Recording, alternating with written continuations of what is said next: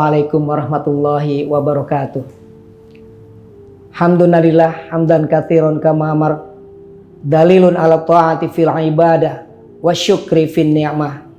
Salawatullah wassalamuhu li habibihil mustafa Abdul Karim Nabi Allah Muhammad sallallahu alaihi wasallam wa ala alihi wa ashabihi wa tabi'in wa tabi'in wa man tabi'ahu bi ihsanin ila yaumiddin.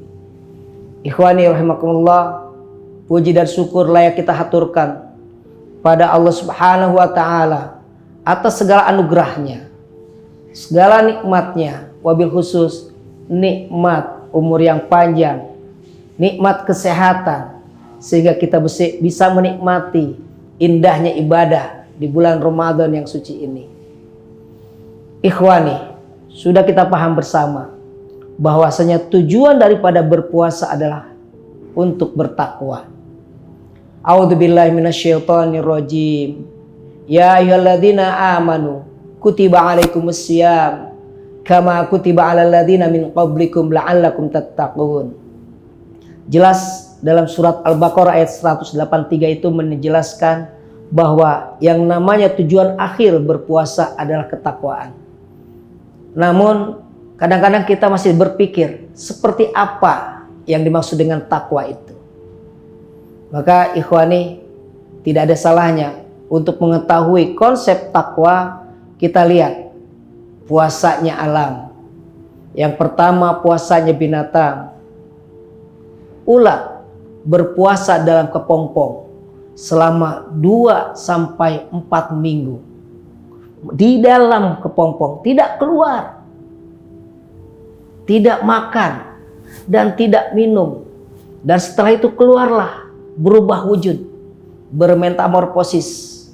Yang tadinya ulat yang menggelikan, ulat yang makan menjadi hama bagi tumbuh-tumbuhan, berubah menjadi seekor kupu-kupu yang memiliki 2 sayap yang indah dan bisa terbang. Serta berubahlah kebiasaannya. Yang tadinya makan, sekarang bisa mengambil sari madu atau putik sari daripada bunga. Masya Allah ya Karim, puasa ulat menjadikan perubahan permanen yang tidak mungkin kupu-kupu berubah lagi menjadi ulat. Atau ikhwani rahimakumullah, kita lihat puasanya ayam. Seekor induk ayam berpuasa selama 21 hari hanya untuk merubah telur menjadi piyik, anak ayam. Yang tidak mungkin lagi piyik, anak ayam berubah lagi menjadi telur. Masya Allah ya Karim. Ya, subhanallah, perubahan yang permanen, perubahan yang totalitas. Atau ikhwani rahimakumullah, ada lagi yang namanya pohon jati. Pohon jati itu akan menggugurkan semua daunnya selama 6 sampai 12 pekan. Pada saat pengguguran tidak ada proses pembakaran atau fotosintesis. Maka pada saat itu jati berpuasa. Dan setelah 12 pekan keluarlah daun yang sangat bagus, dan pada saat itu jati mulai meningkat kualitasnya menjadi kualitas yang lebih hebat dibanding sebelumnya.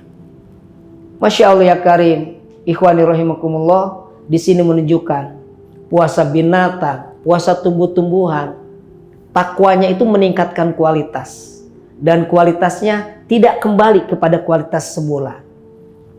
Nah, sekarang bagaimana yang dimaksud dengan takwa manusia?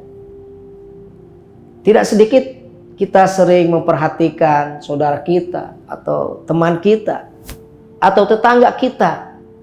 Di waktu bulan puasa rajin puasa, ikutin puasa selama 1 bulan. Tapi beres puasa, hilang tuh taraweh, hilang puasanya, kembali kepada alamnya, back to nature. Yang mencopet ya kembali nyopet lagi, yang ngegosip kembali gosip lagi. Masya Allah ya Karim, berarti seperti apa nih? Apakah ada yang salah di sini konsepnya? Ikhwani rahimakumullah, ternyata kita kadang-kadang lebih terkonsentrasi kepada puasanya jasmania. Sementara manusia memiliki dua unsur dalam tubuhnya, jasmania dan rohania. Jasmania betul, kita tidak makan dan minum dari terbit fajar hingga tenggelam matahari, yang dalam hitungan itu 12 jam. Kalau dilihat dari segi kesehatan, dari segi kedokteran, siapapun yang berpuasa 12 jam dengan teratur, dia disebutnya mengikuti program intermittent fasting. Di mana dengan berpuasa 12 jam yang teratur, yang diprogram, itu akan mengadakan pembakaran lemak dalam tubuhnya. Diet, tapi akan menguatkan otot-otot dalam tubuhnya dan meningkatkan kecerdasannya. Masya Allah ya Karim. Tapi ingat, itu baru puasa jasmania. Kita lupa bahwasanya ada satu unsur lagi yang harus dipuasakan dalam tubuh, yaitu puasa rohania. Nah mungkin ini ikhwani rahimakumullah yang sering terlupa, sehingga tidak salah Rasul mengatakan, wa kam min shaimin laisa lahu min siyamihi ilal ju' wal atas. Berapa banyak orang yang berpuasa tapi dia tidak mendapatkan apapun dari puasanya, tidak mendapatkan pahala kecuali lapar dan dahaga saja. Kenapa? Karena puasa rohaniah terlupakan. Ikhwani rahimakumullah, puasa rohaniah itu yang bagaimana? Tidak salahnya kita membuka surat Al-Imran ayat 134. A'udzubillahi minasyaitonirrajim. Bismillahirrahmanirrahim. Walladzina yunfiquna fis-sarra'i wad-dharra'i wal kadhiminal ghaidh wal 'afina 'anil nas wallahu yuhibbul muhsinin. Nah, ini konsep puasa rohaniah. Siapapun yang ingin memperoleh ketakwaan rohaniahnya, maka dia memiliki 4 syarat. Yang pertama, yunfiquna fis-sarra'i wad-dharra'i. Orang yang gemar menafkahkan hartanya, orang yang gemar mengeluarkan apa yang dimilikinya di dalam kondisi sedang lapang ataupun sedang sempit. Gak peduli punya uang berapa, keropak lewat, dia masukin. Tidak peduli lemes atau tidak, ngelihat nenek-nenek nyebrang, dia seberangin. Yunfikuna fis-sarra'i wad-dharra'i. Ini.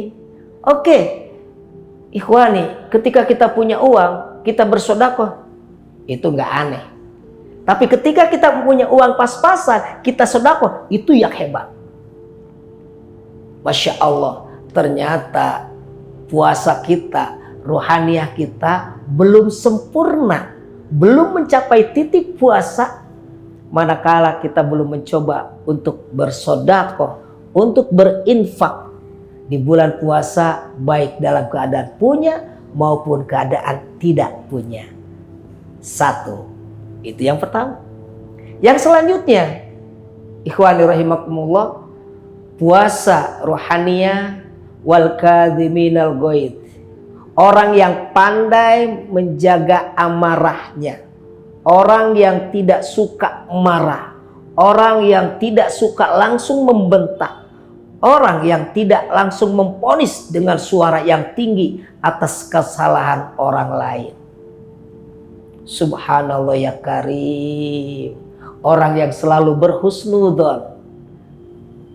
Ketemu teman, dipanggil temannya, bang, gak lihat aja. Oh, dia gak dengar, gak langsung bersuudzon.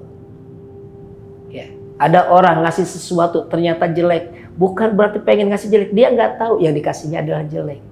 Berhusnudzon, Masya Allah ya Karim. Ini yang kedua, ini agak berat emang. Tapi kita harus untuk memperoleh ketakwaan, kesempurnaan rohaniah kita. Baik, ikhwani rahimakumullah, itu yang kedua. Yang ketiga, wal afina 'anin nas. Ini yang berat juga ini, ya. Masya Allah, orang yang pandai memaafkan kesalahan orang lain. Fitnah kita, datang orang yang pernah mendolimi kita, datang orang yang pernah menipu sama kita. Assalamualaikum, waalaikumsalam, dibuka pintu. Kita mau marah enggak? atau memegang tangannya, memeluk badannya, saya maafkan. Wa'fu man dzalamaka. Subhanallah ya karim. Ikhwani rahimakumullah. Itu yang ketiga loh. Wal afin 'anin nas. Dan yang keempat, wallahu yuhibbul muhsinin. Dan Allah sangat menyukai orang yang senantiasa berperilaku baik. Allah sangat menyukai orang yang senantiasa meningkatkan kebaikannya. 10 hari pertama bulan puasa kita tahajud 2 rakaat. 10 pertengahan kita naik menjadi 4 rakaat tahajudnya. 10 hari terakhir kita tambah sekarang 10 rakaat. 20 rakaat. Masya Allah ya karim, meningkat, meningkat dan meningkat. Itulah yang dimaksud dengan muhsinin. Yang apabila kita senantiasa melaksanakannya, Bapak Ibu yang rahmati Allah. Ya. Yang pertama menafkahkan harta. Yang kedua menjaga kemarahan kita. Dan yang ketiga memaafkan kesalahan orang lain. Dan yang keempat selalu memperbaiki diri untuk beribadah. Masya Allah, pada saat itu kita siap untuk menjadi orang yang bertakwa secara rohaniah. Lengkaplah sudah takwa jasmani bersatu dengan takwa rohani sehingga kita menjadi insan yang muttaqin. Yang pada akhirnya mungkin di akhir Ramadan kita bertemu dengan Syawal, kita berhak untuk mendapatkan perkataan minal aidin wal faizin, dari orang yang kembali bersih dan orang yang siap untuk mendapatkan kemenangan jasmani dan rohani. Baik, ikhwani rahimakumullah, mungkin hanya itu yang dapat saya sampaikan. Selamat berpuasa jasmani, selamat berpuasa rohani. Kita gapai bersama menjadi insan muttaqin. Fastabiqul khairat. Assalamualaikum warahmatullahi wabarakatuh.